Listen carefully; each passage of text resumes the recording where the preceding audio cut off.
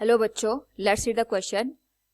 Which gas is produced by the decomposition of plant and animal matter in marshy areas? Now to answer this question, first we will discuss here the key concept, and here the key concept will be decomposition process.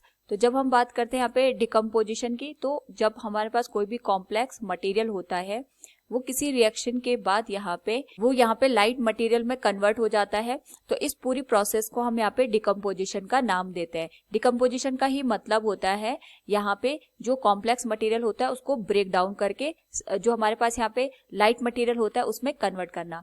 तो question में हमसे पूछा गया जैसे plant हो गया, animal matter हो गए, इनमें डिकम्पोजिशन के बाद जो गैस प्रोड्यूस होती है वो कौन सी होती है.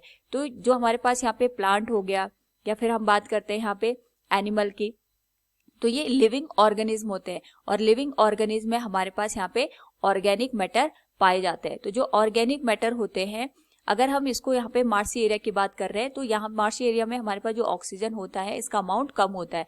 ऑक्सीजन का अमाउंट कम होने की वजह से in the absence of the oxygen decomposition की प्रोसेस होती है, और डिकम्पोजिशन की प्रोसेस होने के बाद हमारे पास यहाँ पे जो मीथेन गैस है वो प्रोड्यूस होती है.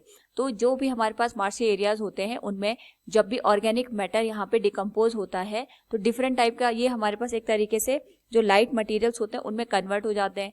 कॉम्प्लेक्स मटेरियल का यहाँ पे ब्रेक डाउन होना ही डिकम्पोजिशन की प्रोसेस होती है, और इसमें जो हमारे पास लाइट मटेरियल ऑब्टेन होता है, जनरली जो हमारे पास गैस यहाँ पे रिलीज होती है ये मीथेन गैस होती है. So from the given question we can say which gas is produced by the decomposition of plant and animal matter in marshy areas?